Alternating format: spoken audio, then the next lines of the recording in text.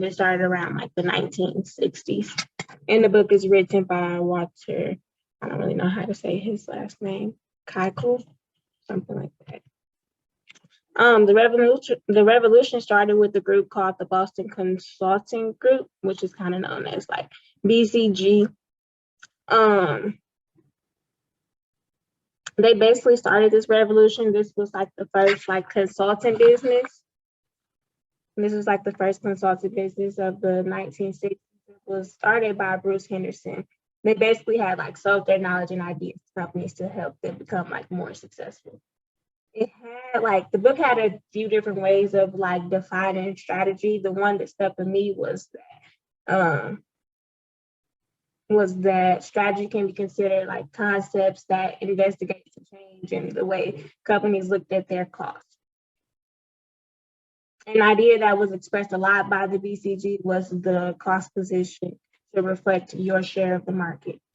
And that was kind of valuable. So these are the four: Bruce Henderson and Bill Bain, Fred Gluck, and Michael Porter. Bruce Henderson, he was the founder of the BCG. Like, he started out selling like Bibles and stuff for his dad, and he would go like door to door and do stuff like that. And then when he finally got like his first like real job, he was laid off for like 9 months into working. He ended up working for a construction company. I guess that was like his first like serious job opportunity. And I guess it didn't really give him like a chance to gain experience for what he really wanted to do. So he like actually ended up leaving, and that's basically how the BCG got started. He wanted to do like business consulting.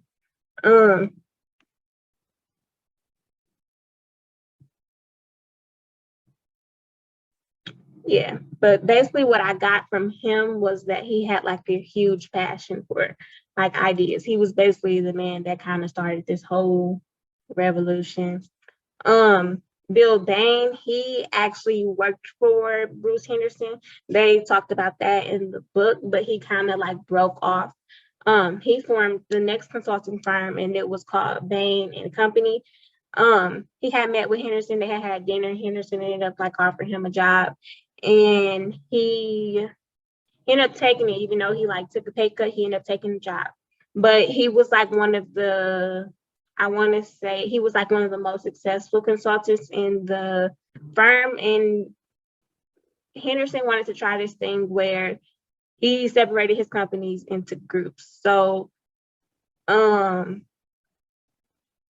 Bill's group ended up kind of like venturing off. I want to say they ventured off, and then he ended up creating his own company, which was called like Bain and Company.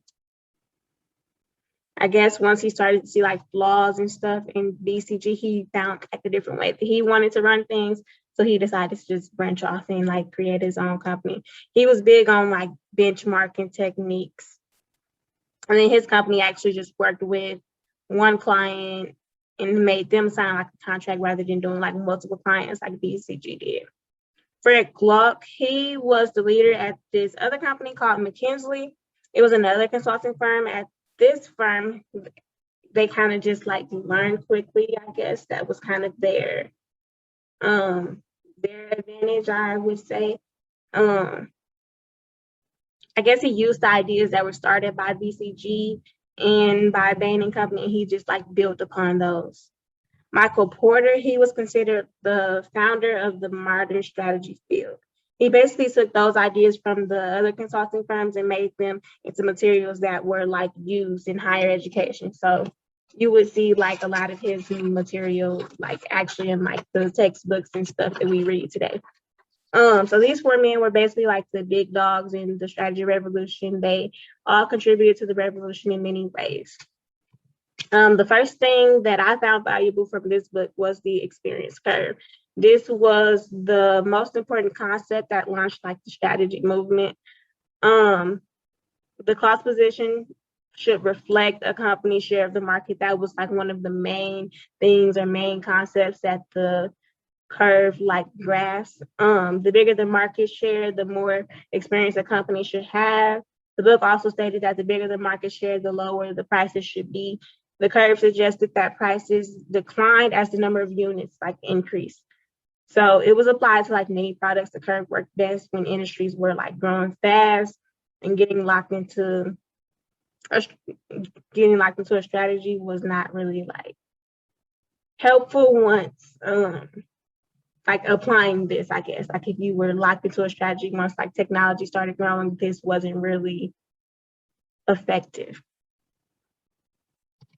That idea kind of led to the BCG matrix, which we have actually like studied in class. Book goes in more detail about how the matrix was created and how it was used to help companies. This was known as like the growth share matrix. BCG put the matrix together to help clients understand and gain a better understanding of their market and where they stood compared to their competitors. The matrix shows companies to the right have higher market share, whereas the ones to the left did not. This was basically like their first model. This info provided in this matrix was worth like $1 million. There was some controversy about the dog part. The book goes into more detail about that. But yeah, it kind of just described how the matrix started out, because it didn't just start out as the star, question mark, cash cow, dog. And then it just like got into more of how it actually became the BCG matrix. It was some different things going on with it before. The third concept that I felt was important and that I took away was the value chain analysis. This came from Porter. He got his ideas from one of McKinsey's work. It allowed companies to like evaluate, their value. The companies were able to see how it created like a competitive advantage, basically. It shows how the processes and activities of a company link together to just like add value. The last thing that I actually took away, because I actually remember this now, is the 3 C's. Like I know it was like mentioned before in like one of our textbooks or something like that, but I didn't really memorize it. And now I actually know like the 3 C's is the customer, competition, and cost. I feel like that was kind of important for any business because I mean, those are the main thing that kind of goes into like creating a business or, you know, keeping up or like being successful in a business. You know what I'm saying? You have to like manage your costs. You got to watch for your competition and, you know, you got to make your customers happy in order to make a profit. So that was the main thing. Overall, I give it like an 8. I feel like the book is kind of worth reading. I mean, even though like a lot of the concepts that we have seen, we've already covered in class, and like a lot of it started in the 1960s, but I still feel like it's very valuable. Like I think it helped me better understand like some of the concepts because it goes into more detail about how they were created and how they started. It was useful to read because it showed that the concepts applied in business, like they, I guess it just kind of showed you how the concepts actually worked and how they were like put in place. Like they had examples of how like they use these in their consulting firms to these concepts to actually like help other businesses. It shows that like, you know, competition is important to look at, you know. It shows you how to like understand and know your competition because they do provide more concepts than I've listed in this PowerPoint. I thought it was interesting about the experience curve because like one example that I seen from that was Walmart, how it said like the one with the most market share would have the lower prices. I mean, Walmart typically has lower prices and they are a huge share of the market, like whereas you go to like other stores like Target and then they're more expensive. The book also shows like this upbringing of men, like a